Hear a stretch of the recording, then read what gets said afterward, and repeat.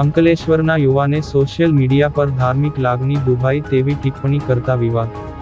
અંકલેશ્વરના નીતિશ નામના યુવાને સોશિયલ મીડિયામાં લઘુમતી સમુદાયની ધાર્મિક લાગણી દુભાઈ તેવી ટિપ્પણી કરતા મુસ્લિમ સમાજ દ્વારા કલેક્ટરને આવેદનપત્ર પાઠવી કડક કાર્યવાહીની માંગ કરતું આવેદનપત્ર આપવામાં આવ્યું હતું.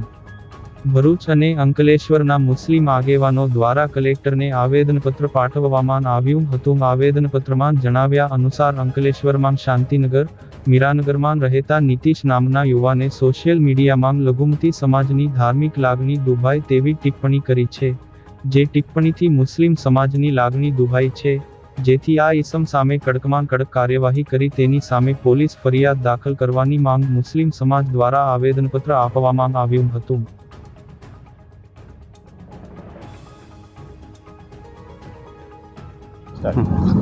મારું નામ જમીર ફરીદ શેખ છે અને હું અંકલેશ્વરનો રહેવાસી છું. અને અંકલેશ્વરમાં જે આ ઘટના ઘટી, જે ભાઈ અલ્લાહના નામ પર જે ખરાબ ટિપ્પણી કરવામાં આવી, જે બેફામ ગાળો બોલવામાં આવી, એને લઈને અમે થોડા ટાઈમ પહેલાં પોલીસ સ્ટેશનમાં અંકલેશ્વરમાં બી જાણ કરી હતી.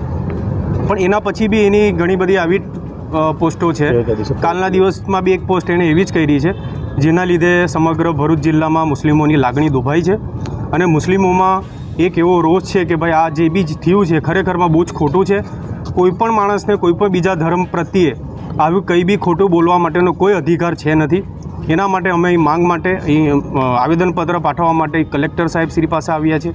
અને અમે એવી માંગ કરીએ છીએ કે આ ભાઈ વિશે ફરિયાદી થાય અને એને જેલના સળિયા પાછળ એને નાખવામાં આવે અને એના વિશે કાયદાકીય કાર્યવાહી કરવામાં આવે એવી અમારી અપેક્ષા છે. અને આજ પછી કોઈપણ માણસ, કોઈપણ ધર્મનો માણસ કોઈપણ ધર્મ વિશે કોઈપણ આવી ટિપ્પણી ના કરે, એના પગલે અને આપણા તંત્રનું, પોલીસનું કોઈ બી આવું માહોલ ના બગડે, એના માટે અમે આવ્યા છીએ. અંકલેશ્વર શહેર ખાતે એક નીતિશ નામનો અંકલેશ્વરનો રહેવાસી છોકરો છે, જે અલ્લાહ અને અલ્લાહની શાનમાં અભદ્ર ટિપ્પણી કરી અને ગુસ્તાખી કરેલી છે, જેના સદરમાં એની સામે કાયદેસરની કાર્યવાહી થાય.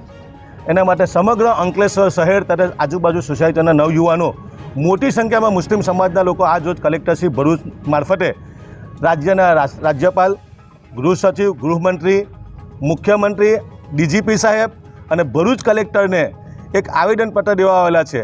આ આવેદનપત્રમાં અમારી સ્પષ્ટપણે માંગ છે કે ભારત એક બિનસાંપ્રદાયિક દેશ છે. અહીંયા તમામ ધર્મને તમામ રીતે પોતપોતાને જીવવાનો અધિકાર છે.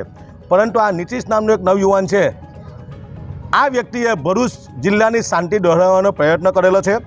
અહીંયા અલ્લાહની શાનમાં ખોટી ગુસ્તાખી કરીને અહીંયા ભરૂચ જિલ્લાનો માહોલ બગાડવાનો પ્રયત્ન કર્યો. અંકલેશ્વર શહેરના આ તમામ મુસ્લિમ નવયુવાનો આ બાબતે અંકલેશ્વર જે તે લાગતા વળગતા પોલીસ સ્ટેશનમાં આ લોકો જાણ કરી.